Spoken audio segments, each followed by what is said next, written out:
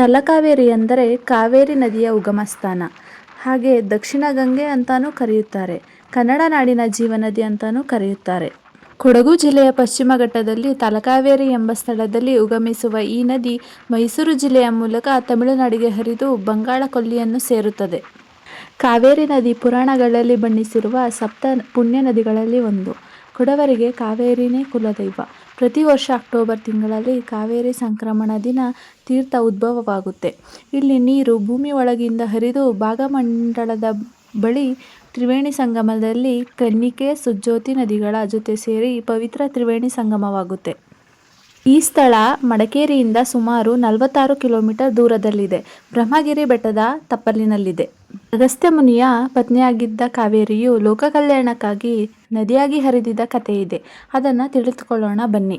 ಹಿಂದೆ ಕಾವೇರ ಎಂಬ ಆಶ್ರಮವಿತ್ತು. ಅಲ್ಲಿ ಕಾವೇರ ಋಷಿ ಇದ್ದರು.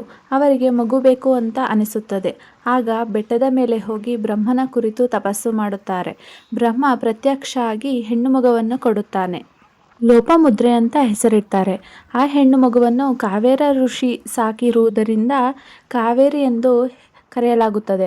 ಕಾವೇರಿಗೆ 18 ವರ್ಷವಾದಾಗ ಉತ್ತರ ಭಾರತದಿಂದ ದಕ್ಷಿಣ ಭಾರತಕ್ಕೆ ಸಂಚರಿಸುತ್ತಿದ್ದಾಗ ಅಗಸ್ತ್ಯ ಮುನಿಗಳು ಇಲ್ಲಿಗೆ ಈ ಜಾಗಕ್ಕೆ ಬರುತ್ತಾರೆ. ಅಲ್ಲಿ ಕಾವೇರಿನ ನೋಡಿ ಮದುವೆ ಮಾಡಿಕೊಡಿ ಎಂದು ಕೇಳುತ್ತಾರೆ. ಆಗ ಕಾವೇರಿಯು ಮದುವೆಯಾಗಬೇಕೆಂದರೆ ಒಂದು ಷರತ್ತನ್ನು ಹಾಕುತ್ತಾರೆ. ಏನೆಂದರೆ, ನಾವು ಮದುವೆಯಾದ ಮೇಲೆ 1 ಸೆಕೆಂಡ್ ಕೂಡ ಬಿಟ್ಟಿರಬಾರದು, ನಾವು ಒಟ್ಟಿಗೆ ಇರಬೇಕು ಅಂತ. ಅದನ್ನು ಅಗಸ್ತ್ಯ ಮುನಿಗಳು ಒಪ್ಪುತ್ತಾರೆ. ಆಗ ಮದುವೆಯಾಗುತ್ತದೆ. ತಲಕಾವೇರಿಯಲ್ಲಿ ಒಂದು ಅರಳಿಕಟ್ಟೆ ಇದೆ. ಅಲ್ಲಿ ಅವರು ತಪಸ್ಸನ್ನು ಮಾಡುವುದಂತ ಸ್ಥಳವಾಗಿರುತ್ತದೆ. ಅಲ್ಲಿ ಶಿವಲಿಂಗವನ್ನು ಪ್ರತಿಷ್ಠಾಪಿಸಿ ಪೂಜೆ ಮಾಡುತ್ತಿದ್ದರು. ಅದರ ಹೆಸರು ಅಗಸ್ತೇಶ್ವರ ಅಂತ ಆಗುತ್ತದೆ. ಒಂದು ಸಾರಿ ಅವರು ಬಿಟ್ಟು ಹೋಗಬೇಕಾಗಿರುತ್ತದೆ. ಕನ್ನಿಕಾ ನದಿಯ ದಡದಲ್ಲಿ ಒಂದು ಪೂಜೆ ಮಾಡಬೇಕಾಗಿರುತ್ತದೆ. ಅದಕ್ಕೆ ಅಲ್ಲಿ ಹೆಂಗಸರನ್ನು ಕರೆದುಕೊಂಡು ಹೋಗಬಾರದೆಂದು ಕಾವೇರಿಯನ್ನು ಮಂತ್ರಶಕ್ತಿಯಿಂದ ನೀರನ್ನಾಗಿ ಮಾಡಿ ಅದನ್ನು ಕಮಂಡಲಗಳಲ್ಲಿ ಅರಳಿಕಟ್ಟೆ ಹತ್ತಿರ ಇಟ್ಟು ಹೋಗುತ್ತಾರೆ. ಇದೇ ಸಮಯವನ್ನು ದೇವೇಂದ್ರನು ನೋಡುತ್ತಿರುತ್ತಾನೆ. ಆಗ ದೇವೇಂದ್ರನು ಗಣೇಶನ ಹತ್ತಿರ ಹೋಗಿ ಪ್ರಾರ್ಥಿಸುತ್ತಾನೆ. ಕಾವೇರಿಯನ್ನು ನೀರಾಗಿ ಹರಿಸಬೇಕೆಂದು ಕೇಳುತ್ತಾನೆ. ಅದನ್ನು ಒಪ್ಪಿ ಗಣೇಶ ಕಾಗೆ ರೂಪದಲ್ಲಿ ಬಂದು ಕಮಂಡಲವನ್ನು ಉರುಳಿಸುತ್ತಾನೆ.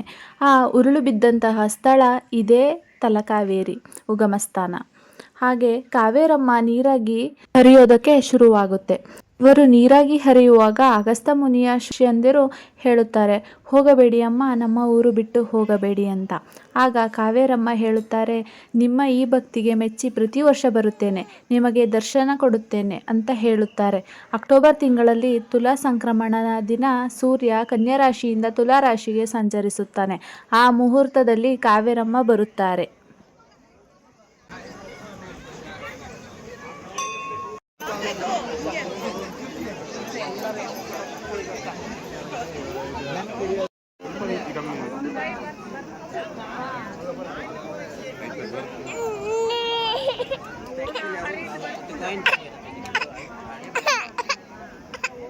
ಏನು